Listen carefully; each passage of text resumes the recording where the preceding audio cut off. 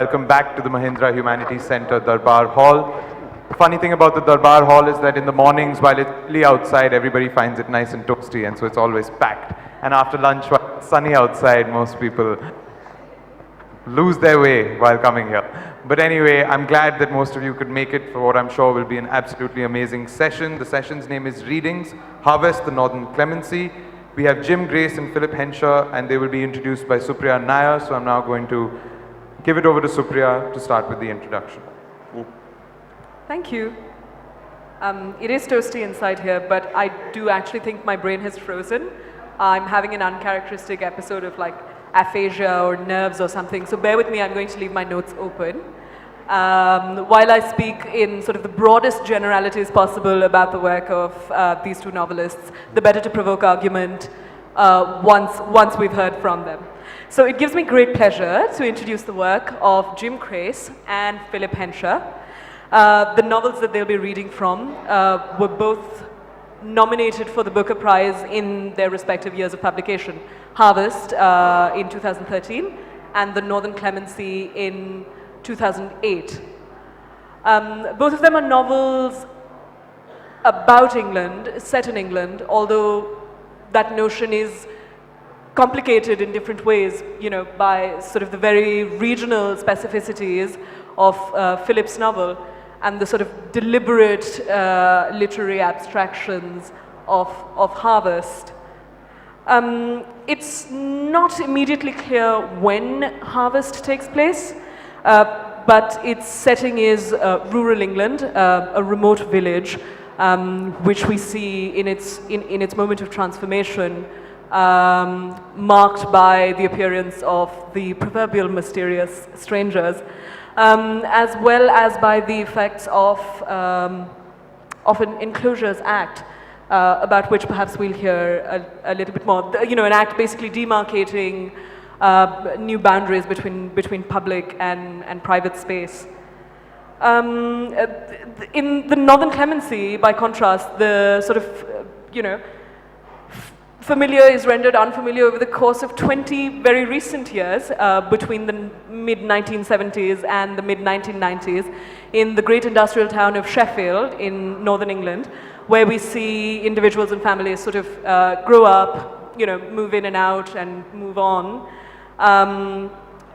you know, in a sort of fairly typical middle class street. So I think both these books are very striking to me for the broader discussion that they might invoke about the use of the past in storytelling and the ways in which the past might bear on the present. But I'm going to stop there before I can say anything sort of more abstract and just move on to perhaps we could have Philip tell us a little bit about the Northern Clemency and read from it. Sure. Right? Thanks. Yes. Well, thank you very much. It's a delight to be here in Jaipur. Can you hear me? Yes. Okay. Shall I don't know. Is that better? Oh, I speak into my. Yes. It's a curious thing to talk about novels at festivals like this, because it's as though it was though this was published in 2008. I started writing it sometime before that, and I realised that now it's 10 years since I started writing Northern Clemency, which you know it assigns it to the past. But what I was trying to do in the Northern Clemency, I suppose in my own life, I was fast approaching 40. I realised that I'd seen segments of time go by. I'd seen England change quite a lot, and there were a few things closer to me. Some children had been born into my near family. There was a near fatal illness very near me. And I started to think about the ways in which we change, as well as how society changes, and how those ways in which people change are manifested often in tiny, tiny ways. For instance, almost the first thing that I started from was the remembrance that when you answered the phone in England in the 1970s, you picked up the phone and what did you say? You said your number. You said 21334. Now, at some point in the 1980s, there was an invisible memo that went round. I don't know if anyone remembers getting this memo, but it just said, from now on, when you go pick up the phone, you will just say, hello. Now, why did that happen? Why do these changes happen? Why does everybody suddenly start to believe that the thing to have for breakfast is not a cup of tea, but a cappuccino and a cake, renamed a muffin? Now, why does that happen? I don't know whether these changes happen everywhere, but I know that similar changes, parallel changes, take place wherever human beings live. So I wanted to write a book in which people changed and grew up, partly because I think that's something that's very apparent to us in our own lives and not very apparent in literature. It's very difficult to think of many novels where people are introduced at the beginning and grow up and change over 20 years. One of the novels that I love best that does this is War and Peace. And at the beginning, Natasha Rostov is just this girl at a ball jumping up and down and going up to officers. And at the end of the novel, she's a very grumpy matron, and she's living in the country, and she doesn't want to see anybody. She just wants to be with her children. But she's recognizably the same person.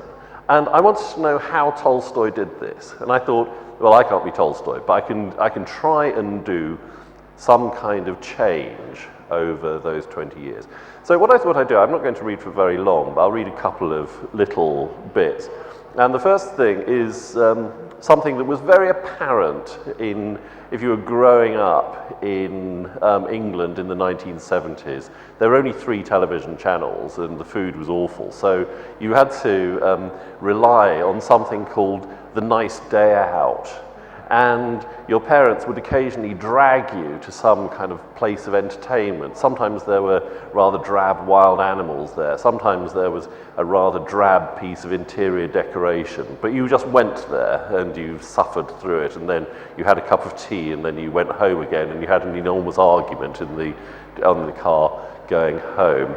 So I thought I'd have a little variation of this, and I would send, instead of a family day out, I would send 2 drug dealers to London Zoo with their small daughter, who doesn't realise that they're drug dealers, but it's recognisably a 1970s nice day out.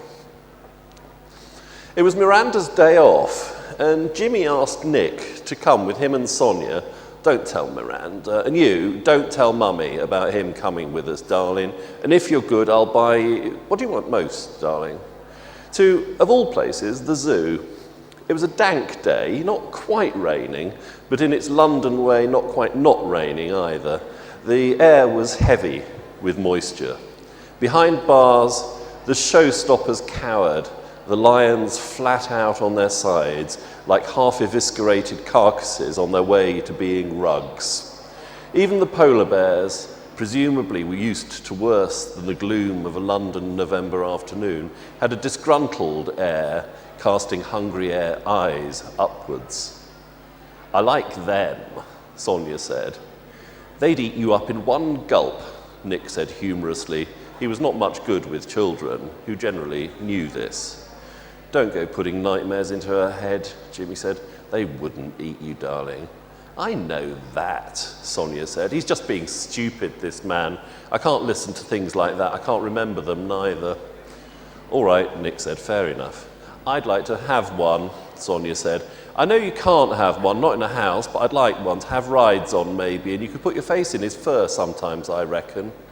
Yeah, that'd be nice, Jimmy said. You ask your mum. Maybe she'll get you one. Don't be so silly, Sonia said. I want to see the penguins now. They come from the same place as these polo bears. No, they don't, Nick said. They come from the other end of the earth. The polar bears live in the north and penguins live in the south. It's a bit cold, isn't it, darling? Jimmy said to his daughter. Don't you want to go and see some inside animals? No, Sonia said. Today, she was in a heavily embroidered Afghan coat over a puffed and ruched red and green dress. More ribbons, but now sort of gypsy ribbons. Nick's nightmare was that Sonia be abducted from his company and he be obliged to describe her wardrobe to the police. I think what I want is to see the penguins now on their slides. I like their slides. I'd like to have a go on one, I reckon. I went inside once and I looked at the inside animals, and I liked the first one because it was small and furry and you could put it in your sleeve and it would look out at you and go. She gestured at her nose with her little fist in its fur mitten, making a small squeaking noise. But then in the next case, there was another small and furry animal, and that wasn't quite so nice. And the lady I was with, in an adult, drawling boredom, "Oh, you know that lady I mean," in a normal voice. "That lady I meant, she made me go round every case in the inside part of the zoo. And do you know, every case it had in it a different small furry animal, apart from the ones where the animal was supposed to be hiding at the back. And I liked the small furry animals at first, but after a while I got really a little bit bored of them all. But she made me go round all of them, and I think really they were all the same animal. They were quite sweet, but they weren't very exciting. I think I want to see the penguins now in the real slide." "I know what you mean, sweetheart," Jimmy said. He didn't seem to have been listening, but Nick knew what she meant.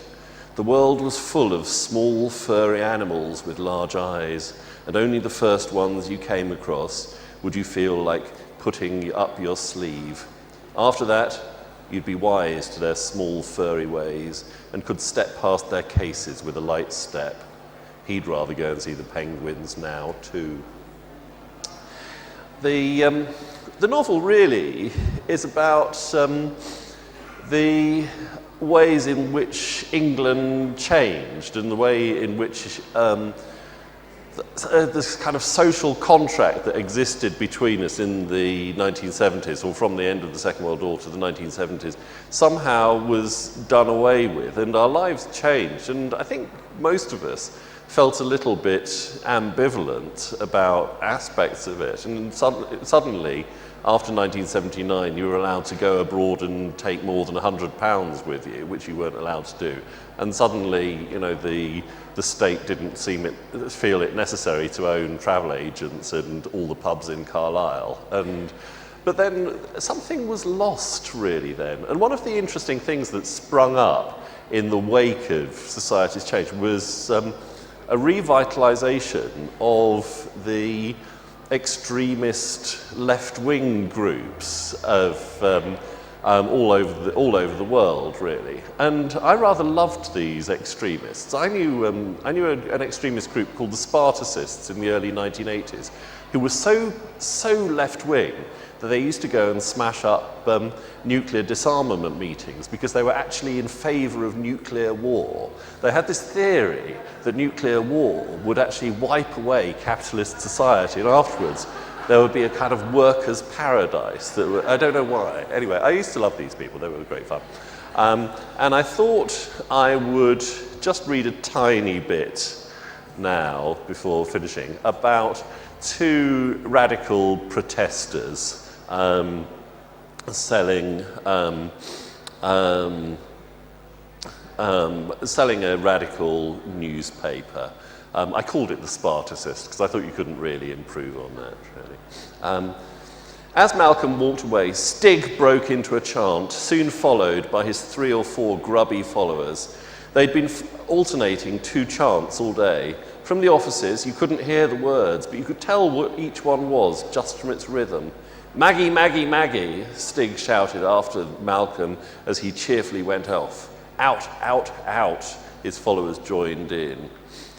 Malcolm wasn't sure that he didn't prefer that one on a purely musical basis. The other one, which they could keep up for hours, was "Coal Not Dole, Coal Not Dole." There was a miners' strike going on during this time. That really got on your nerves. "What the fuck was that?" Trudy said, sidling up to Stig. "Maggie, Maggie, Maggie. Out, out, out," Stig shouted. "Tory scum with a briefcase. Don't ask me." "Seem to know you," Trudy said. She had a scowl, a pair of Doc Martens, black 501s, and granny glasses. "Maggie, out! Maggie, out!" Stig said. "He's Tim's dad. You know T?" Little T, Trudy said, curdlingly. That's his daddy then, is it? And he lives at home, Diddums, getting his clothes washed by Mummy. That's not fair, Stig said. Might as well take advantage while he can, the alternative being pouring money into some fat landlord's pocket. There are other ways, Trudy said mysteriously. There are squats, or there's the people's housing. Maggie, Maggie, Maggie. Out, out, out, Stig said dubiously. He too still lived at home with his dad, the vicar.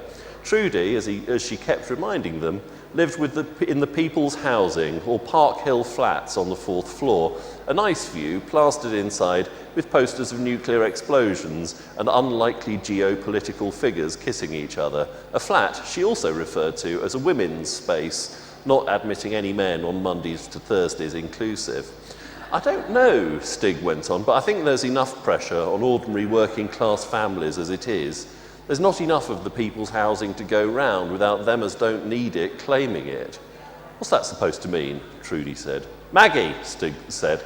I just meant him. He's got housing as it is. No point adding to the obligations of a local authority, trying to establish socialist principles in a fascist larger environment. They've not the resources to offer to freeloaders. It's right he's taking the larger view.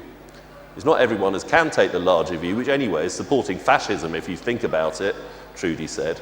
If you bring down the local authority, which in any case is implicated in the larger fascist system, then the whole thing will follow. You shouldn't make things easy for any of them. Thatcher. Fascist, Stig said. Anyway, that's his dad, works for a building society. Fascist, Trudy said. Should have spat in his face. We're off home now, one of the miners' wives said.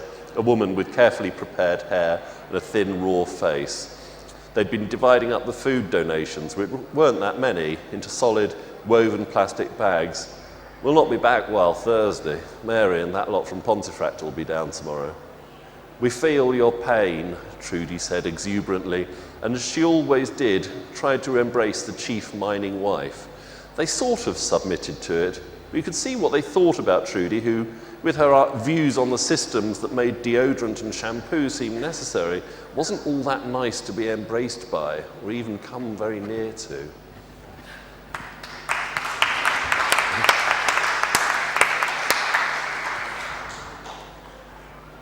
You know, Philip, the acuteness with which you observe all the detail in the book, I mean, it's sometimes so sharp it's actually astringent, and part of me wanted to ask you, so, you know, was this book you basically casting back to expose the lies of a hypocritical age? And then, yeah, hearing you read from it certainly shows that there's something much more complicated going on over there.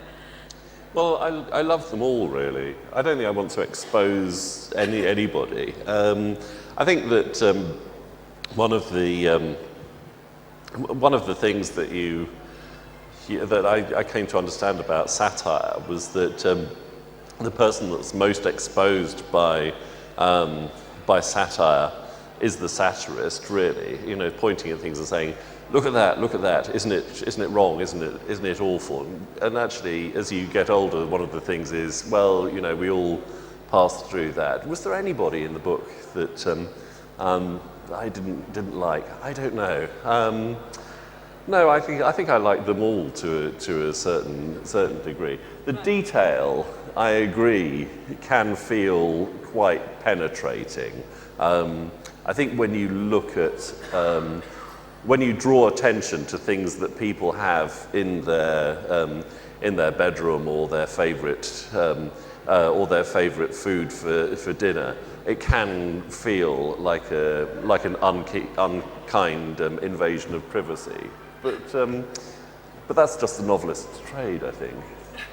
Yes, I can't help but think of the time that you describe as the aspic age. But before we come back to aspic, perhaps we could move into talk of barley. And Jim, would you like to tell us a little bit about Harvest and then perhaps read from it? Yes, I want to say first, can I ask a question? Is the sound quality okay out there? No. Can you hear me now? No. It's better now, is it? Because we've got a terrible echo in here. Never mind. Okay. How am I going to hold my book? And I want to say I've just finished reading Philip's book, and it's very interesting because I lived through that period. And for me, it's not so much a history book as a memory book. And it's very interesting reading a book which is set in the 70s and 80s about politics, because those are politics about which I had firm opinions. And so it was very interesting to be bristling at times and agreeing at other times. Being a bit of a Spartacist myself, I was not sure that Philip and I would agree about the miners' strike, for example, but entirely engaging, and a really marvelous feat of memory to have resurrected those 2 decades so movingly and so accurately. As to the business of do we like the characters or not, well, this isn't Hollywood. Writing novels isn't about Hollywood. Hollywood persuades you that if people are good looking, they're the heroine or the hero, and they have all the good luck and they have all the good fortune and they have the virtue. When the truth of the matter is that we know about humankind is that we're all blemished in some kind of way. That sounds very pious, but we're all blemished in some kind of way. And to read novels in which characters are blemished but are still lovable and you still feel fond of them, I think is a triumph. And it's also true to the human experience, which is what we want from fiction. My book, Harvest, really the starting point of it was the fields around the West Midlands, around Birmingham, the city that I live in, the multicultural city of Birmingham, the city of immigrants. A city which prides itself, I suppose, on being hospitable in its kind of cold, undemonstrative English way. Wave after wave of immigrants have come to the city of Birmingham, and because it's an industrial city, have been embraced, except, of course, in times of hardship. Because in times of hardship, people become narrow and they start to look for scapegoats. And so famously in Birmingham, or even though we shouldn't be complacent, it's a very successful multicultural town, which occasionally will have blamed the Jews for things that are going wrong if there are no jobs. It will have blamed the Irish if there's a shortage of houses. It will blame, it then went on to blame the Pakistanis and the Indians and the West Indians. And now we are blaming the Romanians and the Bulgarians and the Somalis for everything that is wrong with our world because there's a recession in the country. So that was something that I wanted to write a novel about, the way in which we look for scapegoats when things go wrong, even though people are basically decent and they're not racist and they're not judgmental, but they are weak in that regard. The other thing that I love about the city of Birmingham, my adopted city of Birmingham, is that the countryside around it, I've grown to love. The English countryside, what a complicated thing it is. I used to think that I loved landscape which was set only in wildernesses. Because in wildernesses, you know, great big beaches, mountain tops, deserts, you can lose yourself in them and you can foist on them any narrative that you want to. And I hated the English landscape because it seems so allocated, it seems so spoken for. Anyone here from England, or any of you that have been to England, will know there's hardly a corner in England that hasn't got a name tagged to it, that isn't owned by somebody, that isn't allocated and spoken for in the way that I said. Just recently I climbed Scafell Pike, which is the tallest peak in England. And at the top there you think that surely you would find wilderness. But actually you don't. You find a cairn that was built several centuries ago. You see the vapor trail of aircraft flying across the sky. You see just a few yards distant some intrepid high country sheep. There's no escaping from civilization. And I thought I hated that about England.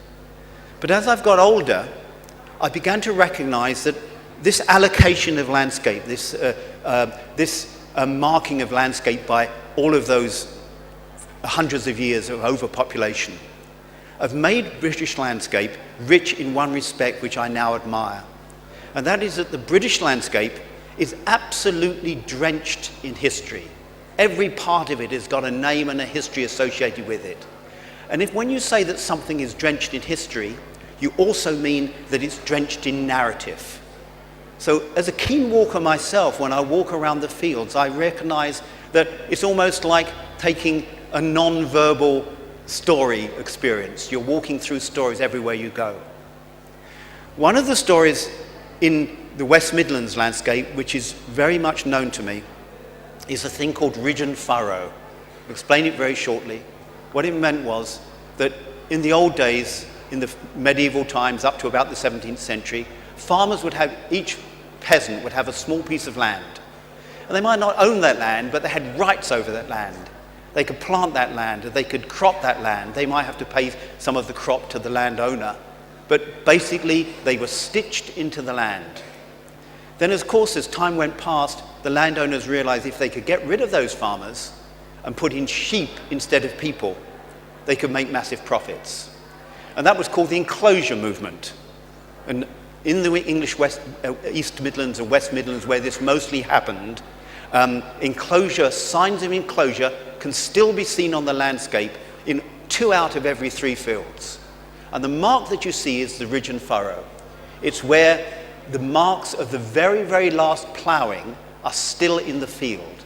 The ridge of the plough marks, the furrow of the plough marks, like somebody has scratched a narrative into the field. They're still there. You walk over these hummocks and you're realizing you're walking over the plough marks that were 300, 400, 500 years old.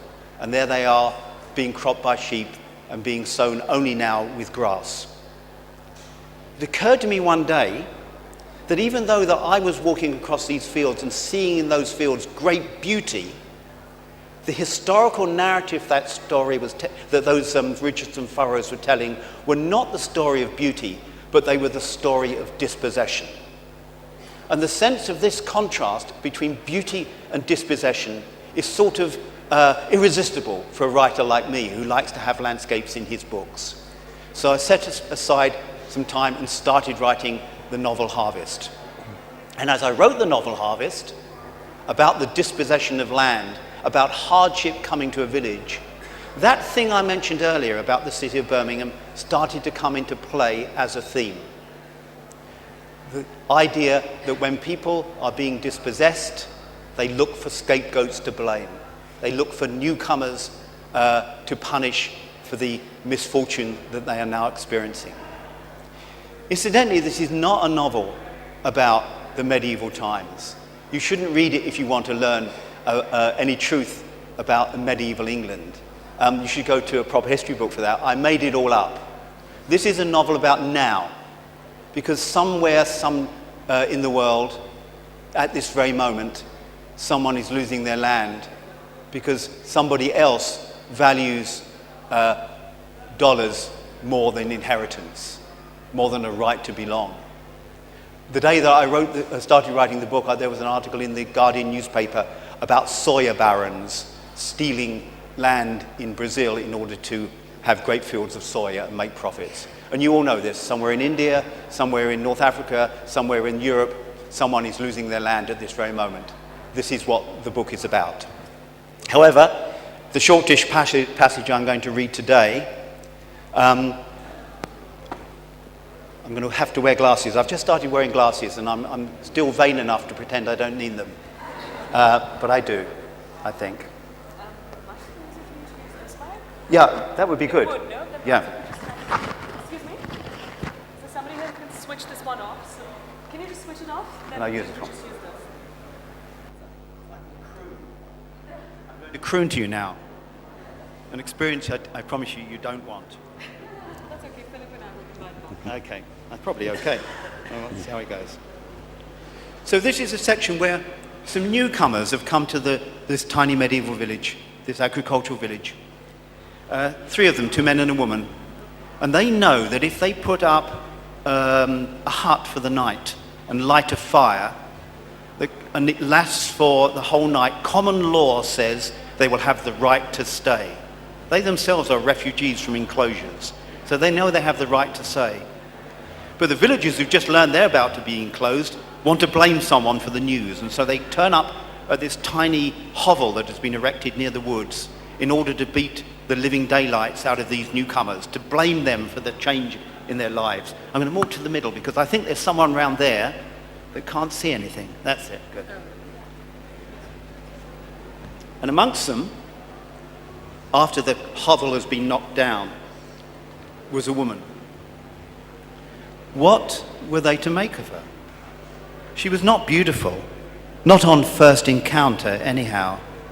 She had what we might call, behind her back, a weasel-faced, wide-cheeked, thin-lipped, a short receding chin, a button nose, and eyes and hair as shiny, dark and dangerous as belladonna berries.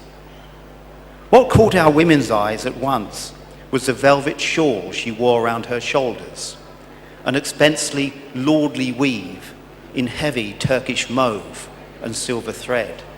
And I smile when I read that because Philip, in a review, said that the word mauve didn't exist at the time. And a few moments after this session to explain to him why it did. Their instinct was to call out, "Mind your cloth!" Her blood was bulbing on her little chin and might soon drop to spoil the velvet. Their second thought declared, "She's dressed beyond her station. A woman of her kind could not possess a shawl such as that without first stealing it." Even Lucy Kent, the master's wife, had never owned a shawl such as that. Indeed, a shawl such as that, so far as anybody could remember, had never crossed the village boundaries before. It's not surprising then that so many of our wives and daughters widened their eyes in envy, hoped to feel the weight of it between their fingers, and wondered what their chances were of wearing it themselves. The village men were not so taken by the cloth. They noticed it, of course, and how it added a becoming colour to the scene. They could imagine making use of it, laid out in the hidden corner of some field, far from their wives. But as men will, they were assessing her by standards other than her clothes. They surveyed her, hoof, horn and tail, and then they surveyed her two men.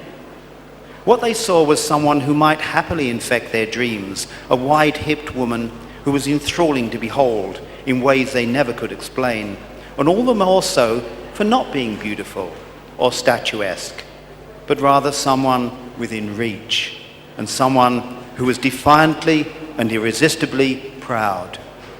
She held up her head, flared her nostrils in disdain, pursed her lips, and did not even dip her gaze as she was helped by Mr. Quill, the landowner, beyond the province of her broken home.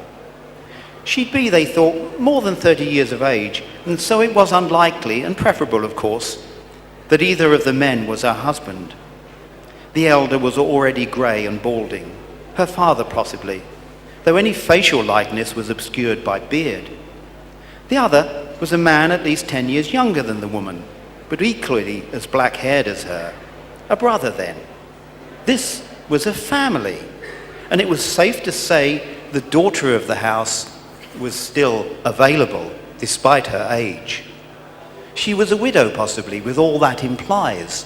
She would be seasoned and experienced. She would have an unslaked thirst for company.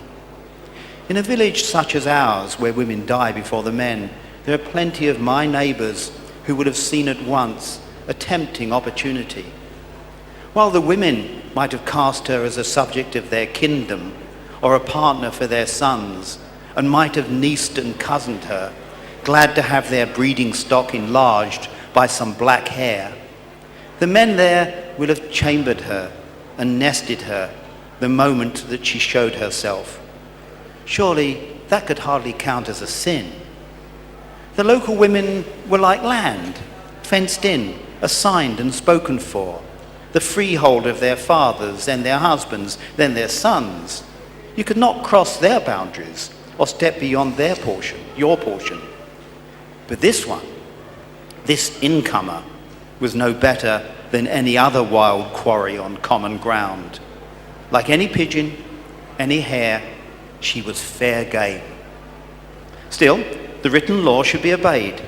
Our Master Kent, who had yet to show his presence and authority, mounted his mare Willowjack again and brought her forward until he reached the clearing by the den, where the three newcomers were standing like skittles, not uttering a word. I sympathised with Master Kent and what he chose to do. He understood that something out of reason had occurred, and something out of reason had to put an end to it.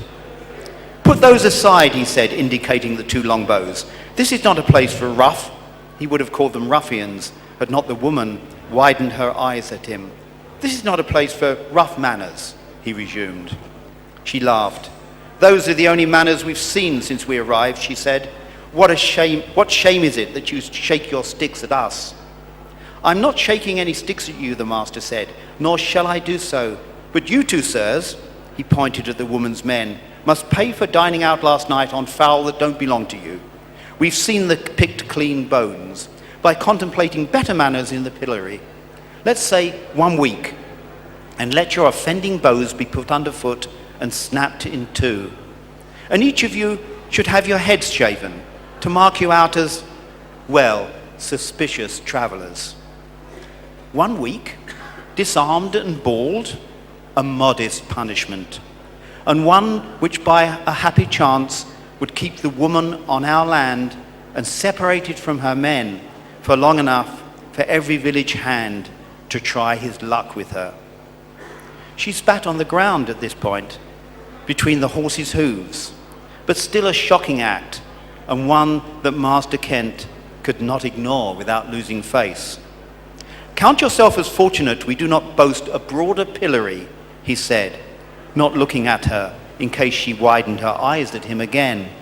And be thankful that we are too gentle here and careful of our water to duck you in our village pond. But you will lose your hair together with your men.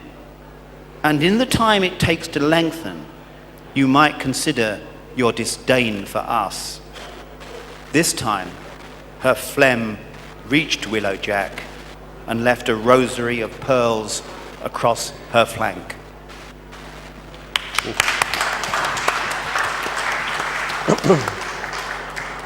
Thank you, Jim. I think perhaps even listeners who aren't familiar with your work will, through that passage, have understood sort of one of its most distinctive features, which is how, through language, you render these landscapes somehow sort of alien and perhaps unknowable and known in new ways. This isn't the first time you've set a novel in the past.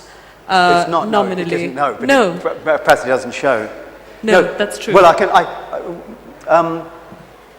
Okay, but the thing about Philip's novel, I think as novelists we admire what other novelists do, because what we do ourselves seems so easy.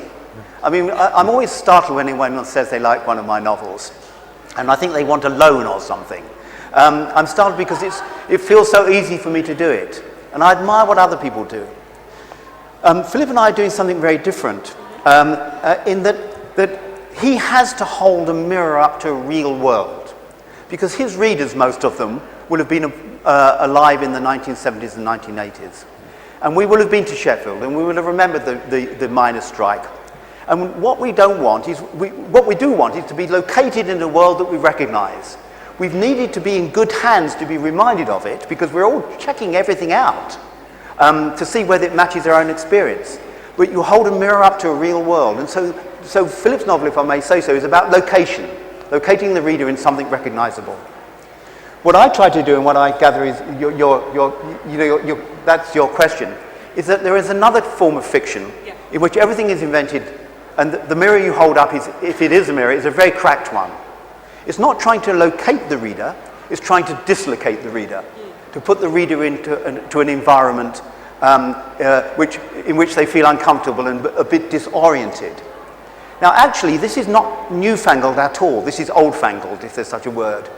Because traditional storytelling, and you just think of the stories that exist in India, and you think of the Homeric legends, and you think of the sagas of Iceland and the monkey legends of Nigeria, none of those things exist.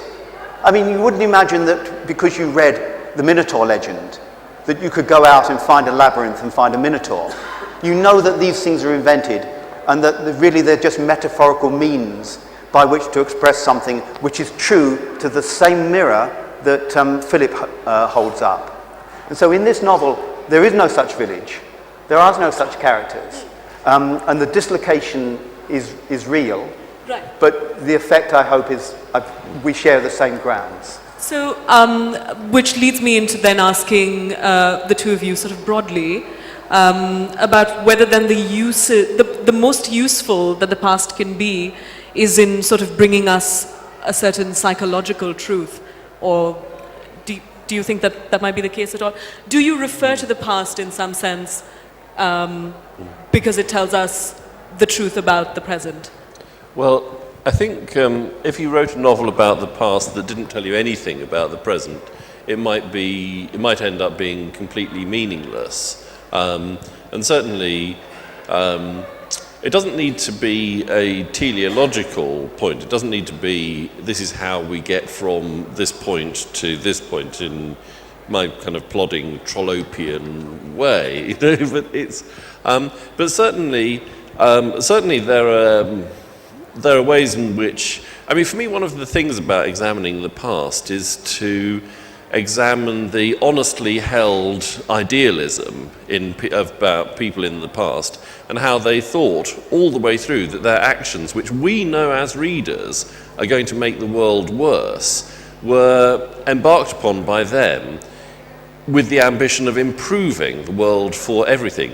You know, the Tories in the 1970s and 1980s, they weren't setting out to make the world worse. They genuinely thought that this is how lives could be improved. I think many people think that they were wrong. They thought they were wrong then, they thought they were wrong now. I wanted to do that with a sort of ironic spirit and think, the reader now could examine these idealisms and come to their own conclusions. But yes, I think generally, yes, we need to talk about the past in context of the present. Right. Reactions to your novel when it came out, some of them were rather firmly grounded in the present, in that I think I saw several reviewers express surprise that such a thing as a Thatcherite novel could exist at all. Well, it's not a Thatcherite novel. No, I agree, it isn't. And the fact that people interpreted it as such perhaps says a lot about the politics of your reviewers and readers.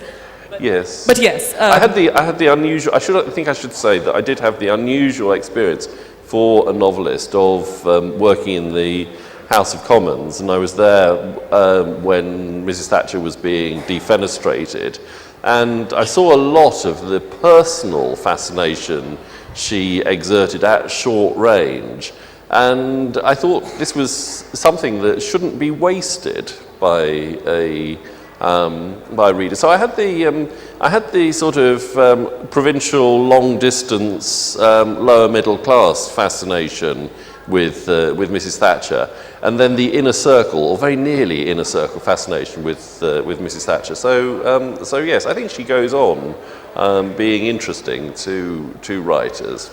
Can I say something about this business of the oddity that so many novels are set in the past rather than in the future, rather in the present? Remember, the novels are also set in the future. So many novels set in the past and the future, and why is this?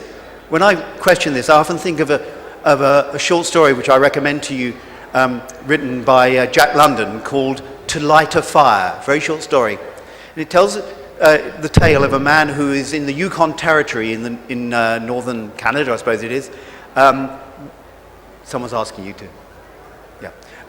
In Yukon Territory, where he gets drenched in a fall of snow, and he knows he has to dry himself out if he's going to survive. But how to light a fire?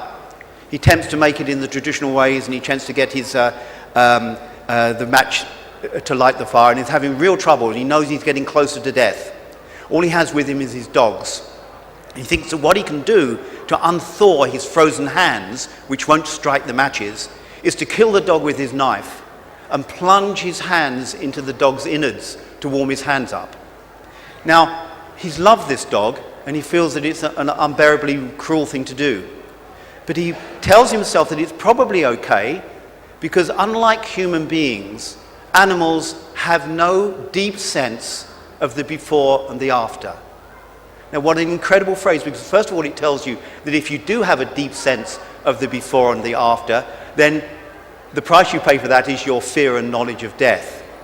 But also what it tells you is that humankind as a species does have this ability to reimagine and reinvent the past. That's what lies are called. That's what history books are called. You know, we do reinvent the past, and also to imagine a future. So it seems to me that in an odd way, because human beings have got this particular ability beyond other beasts, there's almost a duty of fiction to visit the future or the past. because that special voice gives us a special power. That's a very moral view to take of the novel. And you are a moralist, are you not? I'm a horrible moralist, yeah. I'm a bit of a Puritan, really. I come across as a cheerful fellow, but I disapprove of all of you. That's exactly what we've gathered here for. On that note, we can open this up to questions. So if you have any, would you put your hand up, please? And we can send a mic around. There's a lady in the first row. May I please ask, in the interest of time, that the questions stay shortish? I'll try. Jim, you said very beautifully that you try to... A little louder, please.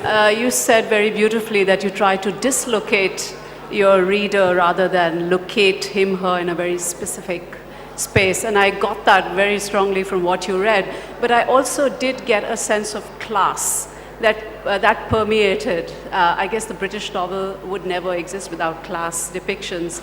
But on the one hand, there were archetypes, but on the other hand, there was a very strong sense of class. So I would love it if you could address that. Yes. Class, yes. I know this is very unfashionable. It's a bit last century, a bit 1950s. But I come from a working class background in North London. And the culture of my class is still stains me. Perhaps it's not, it still colours me. That's a better way of putting it. And I know things have moved on and things have improved, but I don't want to lose that. I like feeling chippy and resentful of the ruling class. I like not liking Tories. I mean, I think I'm one of the more awful characters from Philip's novel.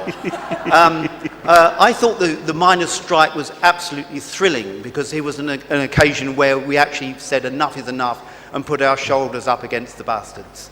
And I do think that the Tories meant harm. Intentionally. I do think they have malign streaks in their characters, and I do think that they caused harm. But I know that I sound like a crazy North Korean, but you know what? I don't care. Could I pass the question on to Philip, though, and talk about the question of class and how it plays out in the Northern, perhaps specifically in the Northern Clemency? Well, the vital thing for a novelist is that they should be a bit common. And the thing is that no, I'm speaking in a way quite seriously, because you need to be a bit of an outsider as a novelist. You can't come from the ruling classes. I don't think you can come from the absolutely secure middle classes. You need to be in a position of change and observation and a little bit of exclusion. And although I personally think that the English novel overdoes class a bit, no, it goes on about, with people eating with the wrong fork and, I see. And also I think, I've always thought that the people that you want to spend time with in Jane Austen are the really common ones. I would much rather spend an evening with Mrs. Elton than with the boring Knightleys, frankly. So yes, I think we can go on talking about class in the English novel. It is changing, though. It's not a rigid thing. It's a constantly moving thing. It's more like tides and undertows than geology. And it's in transition in the way that the middle classes always are somehow. And I think both these novels, I'd just like to interject and say, are very much novels about transition and about change, and communities in transition. Having said that, is there someone from the back, please, where we'd like to spread it around? The gentleman over there with the white string, like all of you. Yeah. Good afternoon to all three of you. Hi. My question is to Mr. Philip, and it's a bit of a goofy question, as Yeah. I'm fascinated by... A little louder, please. Okay.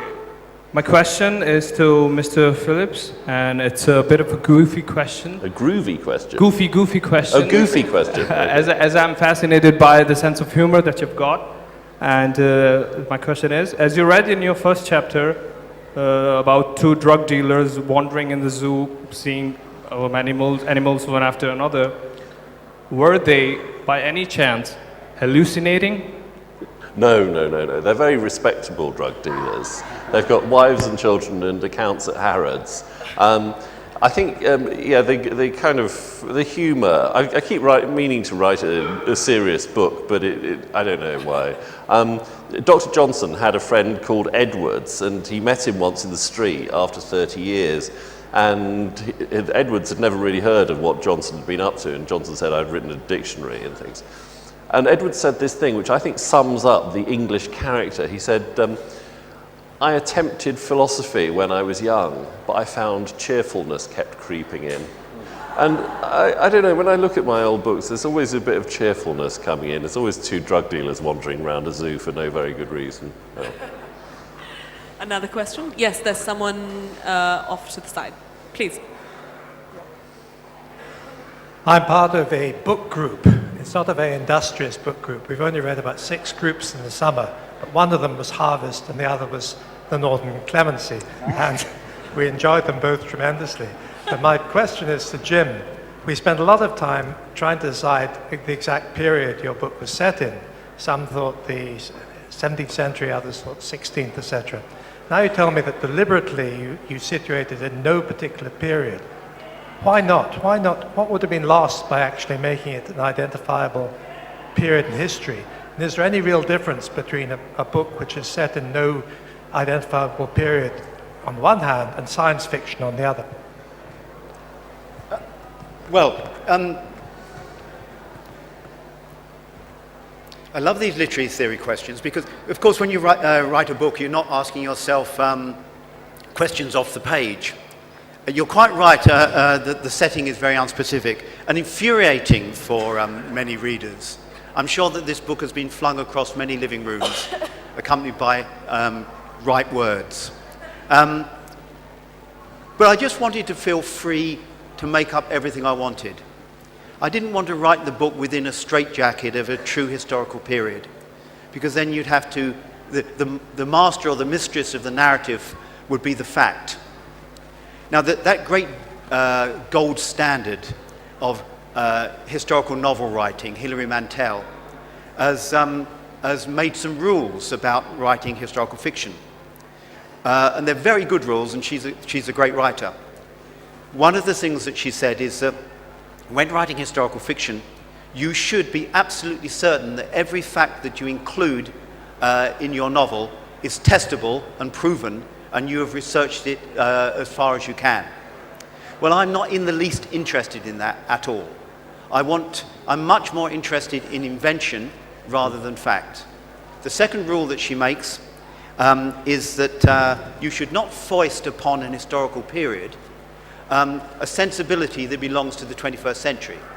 In other words, you should not make women in the 15th century or 16th century feminist, because feminism really didn't flourish in the form that it is now. Although given male oppression, I'm sure it existed in some form. You shouldn't make your characters not homophobic, because everyone would have been homophobic, for example. Well, I'm not interested in that either. What I want to do is to make everything relevant to the 21st century, and I don't care if nothing is relevant to history. The result of that is that I'm nervous, therefore, of being too specific about the setting and about the time frame. And that is why the book does seem to take on a speculative science fiction tone, is that really what I'm doing is avoidance. I'm trying to dodge the accusation that I've been untrue to history by being so totally untrue to it that even the most foolish of critics couldn't mistake it for being real. However, the critics were more foolish than even I imagined. I will say that one of the wonderful things about A Harvest is that it does feel like life in a certain way, and it's very much, I think one of the problems that I have with historical novels is that the characters are too aware of the period in which they are living, and characters, you know, one running in off the street and shouting, "The First World War has broken out." And that's one of the wonderful things about Jim's book, that you do feel that they are living in a time and a place that isn't ours, but is absolutely theirs. But they don't need to tell each other what year they're living in at any point. That's what's very, very true to human experience, I think. One last question. The lady in the first row, could we? Thank you. This is to Mr. Hen. Jim Crace mentioned that you've got an incredible attention to detail of growing up in life in the 70s in the north of England. And I grew up in the north of England in Yorkshire in the 70s. And Whereabouts? In Ilkley in West Yorkshire. Right. How do you keep that attention? How do you remember all that attention to detail? Have you got a phenomenal memory, or do you do a lot of research and do all the fact-checking that Jim hates? And then once you've discovered, say, something that reminds you of the 70s, then do you then choose to include it, even though you maybe hadn't had it originally in the plot? You see what I mean? No research in the traditional sense. I think if you research in the scholarly newspaper reading thing, then you end up with the sort of novel that's actually quite common now about the 1970s, where everybody is very interested in pop music and everybody is dashing out to buy the new Status Quo record or whatever, and everybody becomes a punk in 1977. What your research won't tell you is that in the 70s there were plenty of old ladies who would never ever have left the house without putting a hat on and things like that. And I thought their experience ought to be rendered too.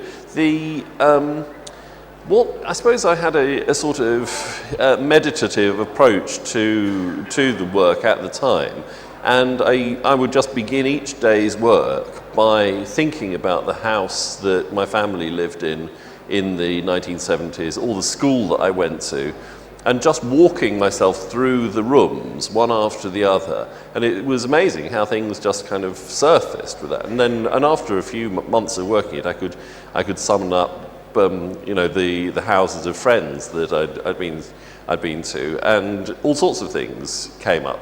I suddenly would remember the way that people ate, or the colour of a tablecloth or something.